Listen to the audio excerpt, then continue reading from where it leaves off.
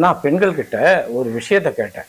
நீங்கள் எல்லாரும் உங்கள் ஹஸ்பண்டுக்கு ஐ லவ் யூன்னு கடைசியாக எப்போ சொன்னீங்கன்னு கேட்டேன். எதுக்கு இதெல்லாம்? முதல்ல நீ என் முன்னாடி வந்து இப்படி கேட்கறதே தப்பு. எல்லா பொம்பளைங்களும் முடிச்சாங்க. ஏன்னா இவங்க எப்பவுமே சொல்லலை. அப்போதான் நான் சொன்னேன், இன்னைக்கு நீங்கள் என்ன செய்றீங்க, நீங்கள் ஐ லவ் யூ அப்படின்னு மெசேஜ் பண்ணுறீங்க உங்கள் ஹஸ்பண்டுக்கு.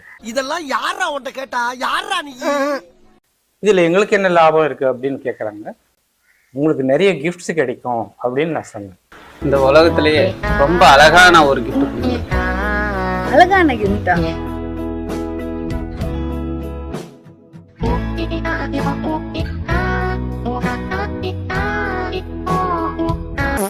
சரின்னு உடனடியாக எல்லா பெண்களும் சேர்ந்து ஒவ்வொரு ஹஸ்பண்டுக்கும் ஐ லவ் யூன்னு மெசேஜ் அனுப்புனாங்க.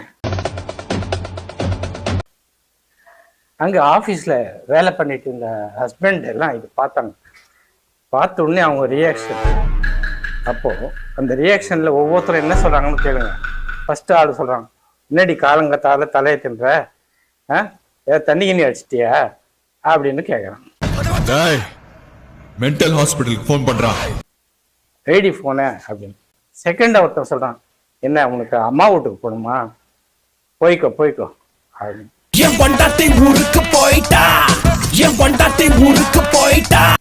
மூணாவது ஆள் என்ன சொல்றாங்கன்னா, பாரு உனக்கு இன்னைக்கு சமைக்கிற மூடு இல்லைன்னு நினைக்கிறேன், அதனால இப்படியெல்லாம் சொல்ற, சாப்பாடு நான் கொண்டு வந்துடுறேன், டோன்ட் வரி அப்படின்னு சொல்லிடுறான்.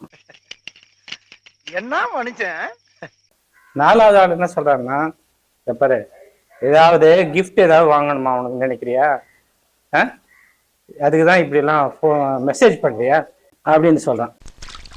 சரி, நான் செவனே தானா போய்க்கிருந்தேன், யாரு வம்பு தும்புக்காச்சும் போனா. அஞ்சாவது ஆள் என்ன சொல்றாங்கன்னா, பாரு இதுக்கு தான் சொல்றேன், நான் வந்துட்டு டெய்லி டிவி பார்க்காத அப்படின்னு சொல்றேன், டிவி பார்த்து நீ எப்போ பார்த்தாலும் இந்த மாதிரி மெசேஜஸ் போடுற அப்படின்றான். ஒரு அசிங்கமாய் போச்சு குமார். ஆறாவது ஆள் என்ன சொல்றான்னா, மீ டூ லவ் யூ, ஆமா நீங்க யாரு, உங்க பேர் என்ன அப்படின்னு கேட்கறான். சோலி முடிச்சு.